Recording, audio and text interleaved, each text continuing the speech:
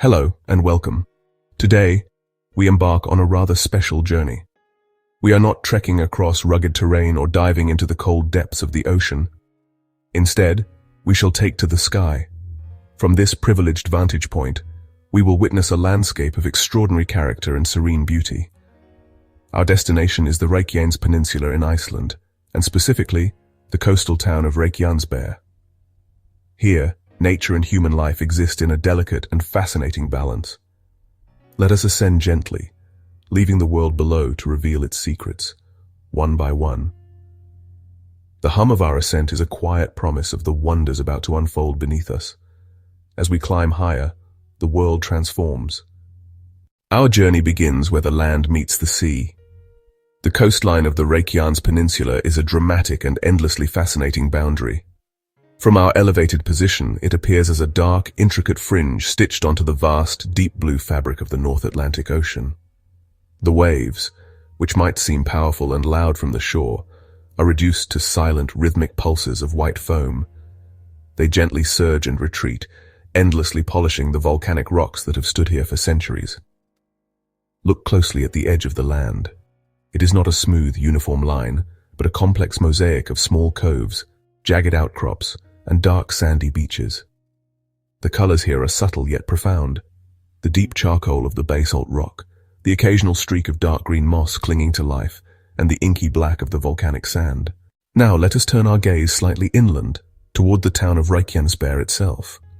From above, the human settlement appears as a colorful and orderly collection of shapes nestled within the wilder landscape. The houses, with their brightly painted roofs of red, blue, and green, are like scattered jewels upon a canvas of dark earth and muted vegetation. They are arranged in neat rows and gentle curves following the contours of the land. The layout of the town tells a story of careful planning and a deep respect for the surrounding environment. There are no towering skyscrapers here to dominate the skyline. Instead, the buildings are low and modest, seeming to hug the ground for warmth and shelter. They do not fight against the landscape, they coexist with it. Let us now drift away from the town and over one of the most defining features of this region, the lava fields. From our aerial perspective, these expanses are truly breathtaking. They appear as a vast, frozen sea of rock, stretching for miles in every direction. The surface is not flat, but a chaotic and beautiful sculpture of ripples, folds, and jagged fissures. It is as if a great, dark river once flowed here and was instantly solidified, capturing its turbulent motion for eternity. The rock is a deep, rich black, absorbing the sunlight and creating a landscape of profound and dramatic shadow. These fields are a direct link to the volcanic heart of Iceland. They were born from fiery eruptions that occurred centuries, or even millennia, ago. The surface is often covered in a delicate silvery green blanket of moss, a pioneer species that is the first to colonize the barren rock. This soft, velvety layer contrasts beautifully with the harsh, sharp edges of the lava, symbolizing the gentle but persistent return of life. As we continue our aerial exploration, we drift towards an area where the Earth itself seems to be breathing. This is a geothermal zone, a place where the heat from deep within the planet's core rises to the surface. From our vantage point, we can see plumes of white steam ascending gently into the sky, like soft exhalations from a sleeping giant. These are not signs of danger, but rather a constant and gentle reminder of the immense energy that lies just beneath our feet.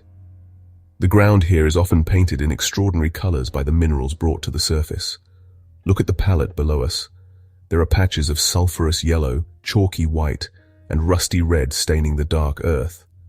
This geothermal energy is not just a natural wonder, it is a vital resource for the people of Iceland.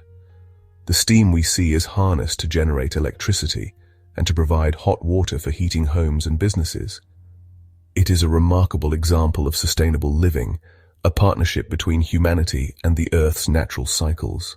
Let us now guide our flight back towards the coast, this time focusing on the harbor, the heart of Reykjanesbær's connection to the sea. From our position in the sky, the harbor is a place of calm and order. The protective sea walls, or breakwaters, curve out into the water like strong arms, creating a tranquil basin where the fishing boats can rest safely.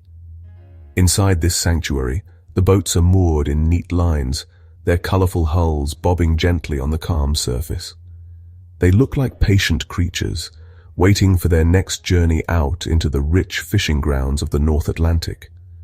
The harbor is a place of quiet, purposeful activity. We can see the small figures of fishermen moving about on the docks, mending nets or preparing their vessels. This has been the rhythm of life here for generations. Fishing is not just an industry. It is a cultural cornerstone, a deep and abiding relationship with the ocean. As we hover above, there is a profound sense of peace in this scene. The harbor represents the resilience of this community, its ability to draw a living from the challenging but generous ocean. Now let us lift our gaze from the immediate surroundings of the town and look towards the horizon. In the distance, rising from the peninsula, we can see the gentle, sloping silhouettes of mountains.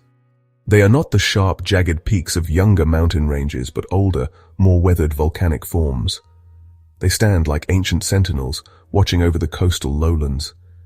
Their presence gives the landscape a sense of depth and scale, a majestic backdrop to the scenes we have been observing. On a clear day like today, their outlines are crisp against the blue sky. These mountains are an integral part of the Reykjanes landscape. They are a reminder of the powerful volcanic forces that shaped this entire island.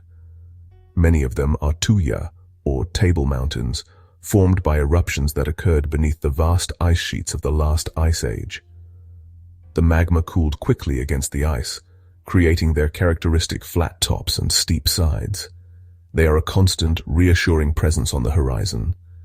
Their quiet grandeur provides a perfect counterpoint to the dynamic energy of the coastline and the geothermal fields. Our gentle flight over Reykjanesbær is now drawing to a close.